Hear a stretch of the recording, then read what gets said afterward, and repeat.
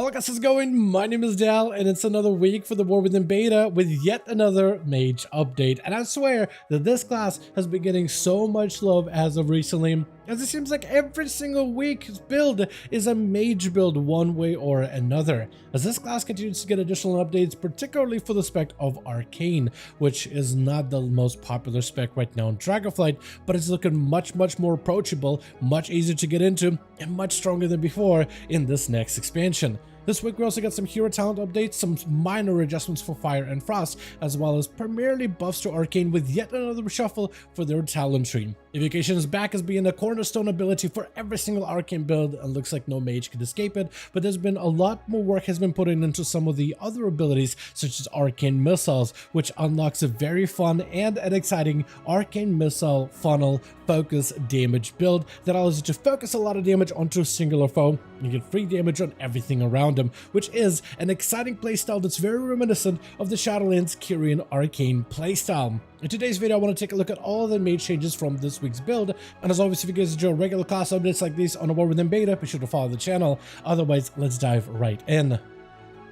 So, starting off with the mage update, I first want to go over some of the generalized things like the hero talents, and then go over into some of the spec-specific things. Even though there wasn't too many changes for Fire and Frost, there is still, I think, a little bit to say about the changes that they did receive. Starting off, we have the Spellslinger, which has been one of the more passive hero talents, though one of the most fun, and I think a great example of how to make a mostly passive hero talent spec that has a gameplay hook involved that's enough to make it so fun to play, and you really start to feel it, even though for the most part most of his damage happens in the background while you're throwing out all your base abilities. So this will get a couple adjustments primarily for Arcane and Frost. The Spell Frost Teachings, which is the mechanic that is the gameplay element where your direct damage from your splinters of Frost or Arcane variety for either spec has a chance to reset your orb, either your Arcane orb, or no, not reset, launch of Arcane orb for Arcane, but it does reset the orb for Frost. So it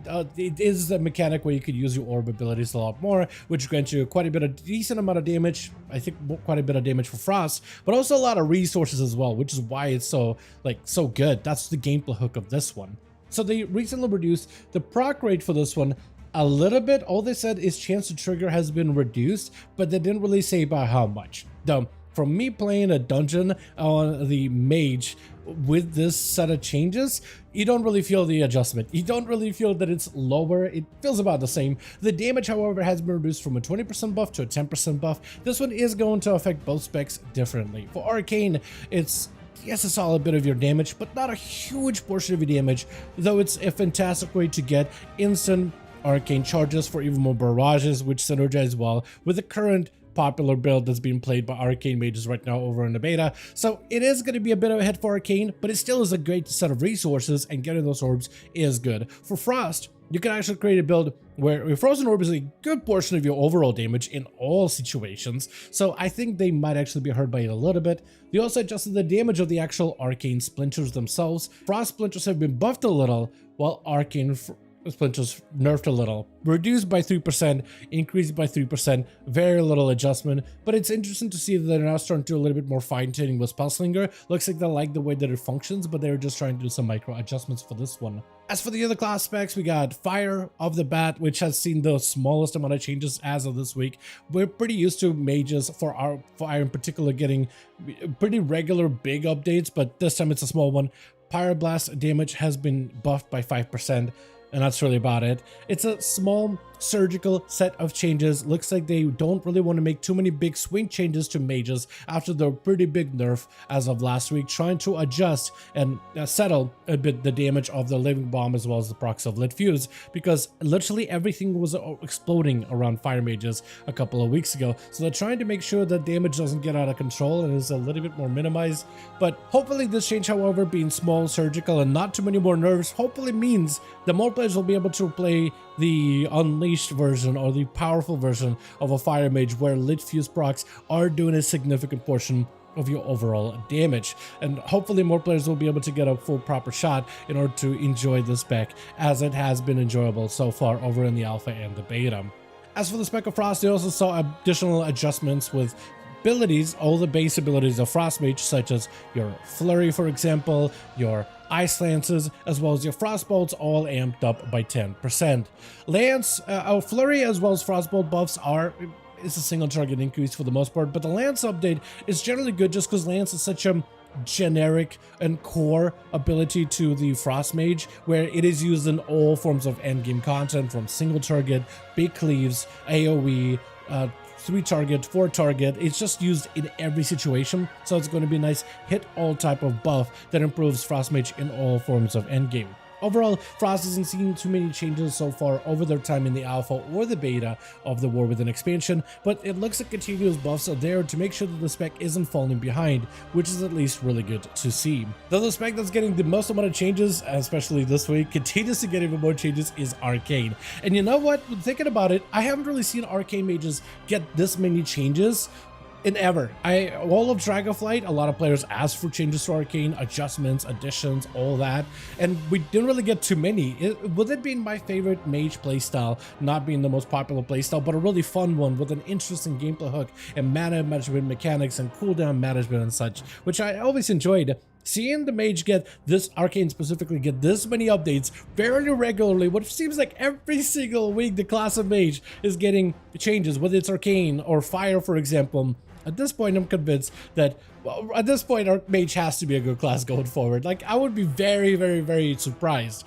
if after this much love and weekly regular updates for the class of mage, if we didn't see this class performing, or rather excelling once this expansion releases. I'll be very surprised. And I think they're almost basically a really safe choice when it comes to somebody trying to pick a main going forward for the next expansion.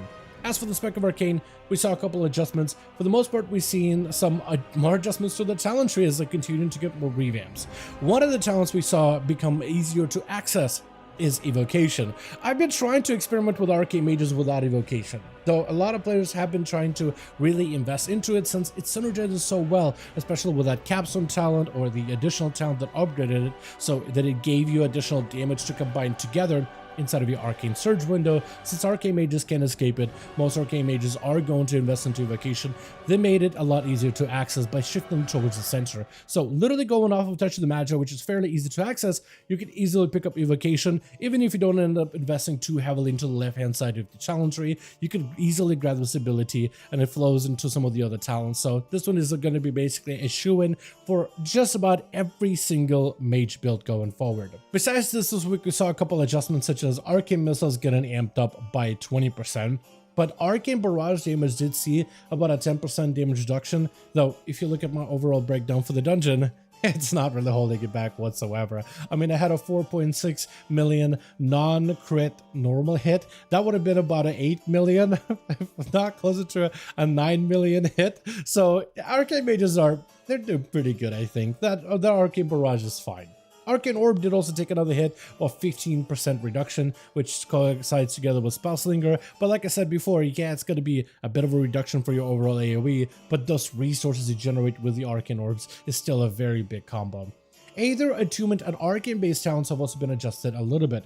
Aether Attunement damage has been increased to 150% to your primary target and 100% to all nearby targets. And Aether Attunement playstyle has become actually very popular overall in the beta just as of last few weeks. So the way that Aether Attunement works is you first need to be able to get a couple of clear casting procs for your mage, and once you consume 3 clear casting procs, then you'll be able to gain the buff of Aether Attunement. This allows your next missile to cleave nearby enemies, so 150% more damage to your primary target, and then 100% of that damage to 4 nearby targets, which allows for Arcane missile cleave builds to shine. And that's essentially what a lot of players have been playing recently, just because there's so many good synergies with that playstyle. What helps make that build in particular work super well is the Arcane Delimitation, which increases the damage that enemies take from things such as Barrage, Missiles, and Blast. So this synergizes pretty well with Barrage, but also with Blast, so quite a bit of single target or cleave elements. Further down below that, High Voltage has also been adjusted a little bit when it comes to talents. It is further down. Damage from Arcane Missiles has a 20% chance to grant you 1 Arcane charge. This chance is increased by 5% reason, every time your Arcane missiles fails to grant you a charge. So eventually it also has some bad luck protection. Eventually those missiles will grant you a charge. And right now High Voltage synergizes with Aether Attunement, where if you're cleaving multiple targets, that's multiple instances of missiles getting fired out. You're almost essentially guaranteed with a single cleave on like 4 targets to get a full bar of Arcane power, which is by channeling missiles that cleaves everybody else. This can be combined together with a talent that you pick up Enlighten to unlock Arcane Harmony. If you've played Mage during the days of Shadowlands, I'm so sorry, those were definitely some of the dark times, but if you played Arcane, Kyrian specifically during Shadowlands, you'll be familiar with the Arcane Harmony ability. Each time Arcane missiles hits an enemy, the damage of the next Arcane Barrage is increased by 5%, and this effect stacks up to 20 times.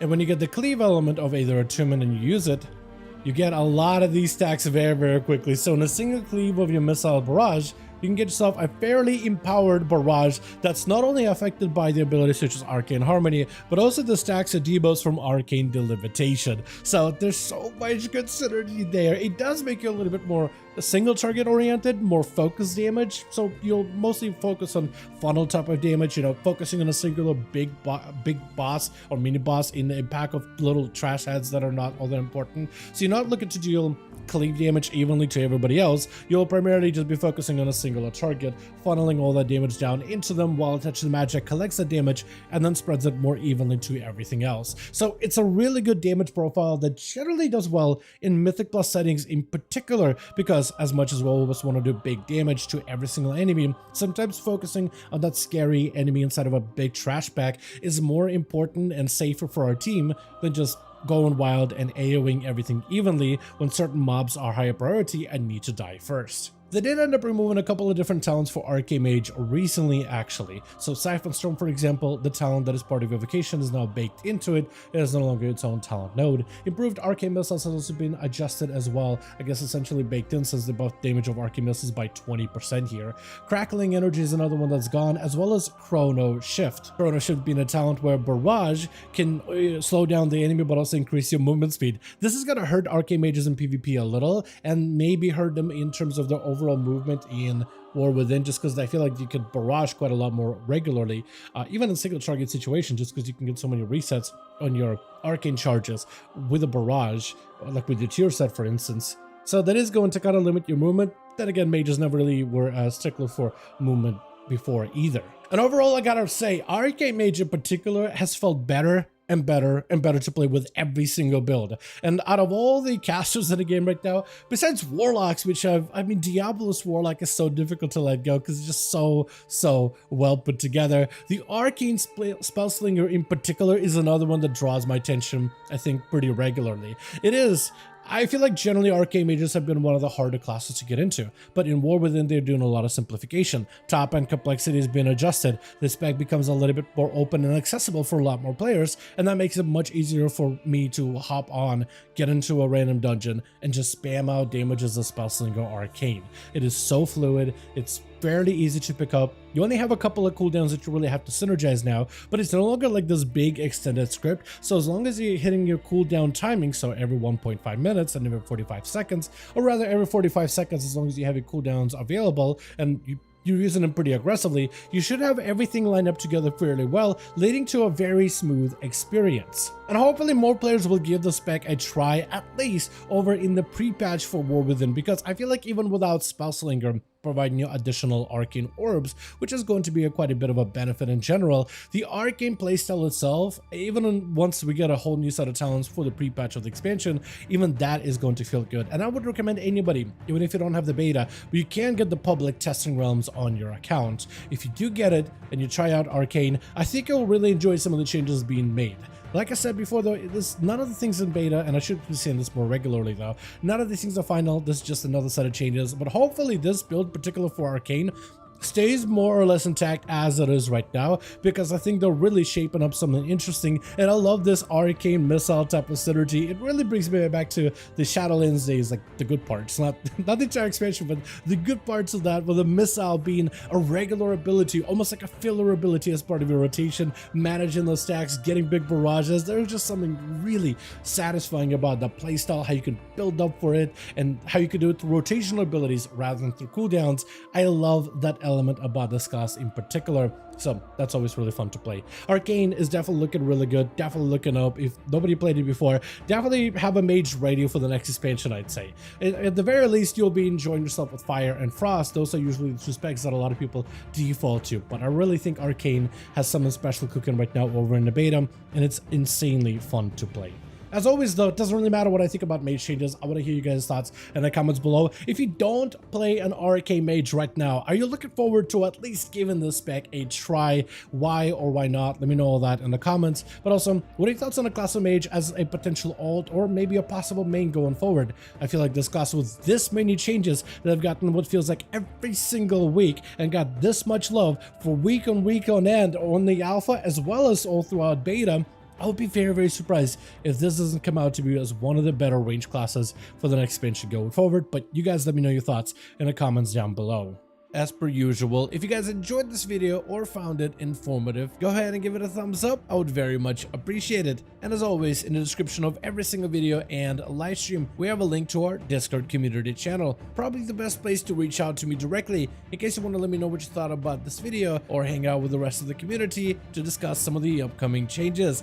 Join our Discord to become part of the community. But otherwise, thank you all so much for watching this video. I do hope you guys enjoyed. Let me know all of your thoughts down below. And as always, I'll see all of you guys in another video.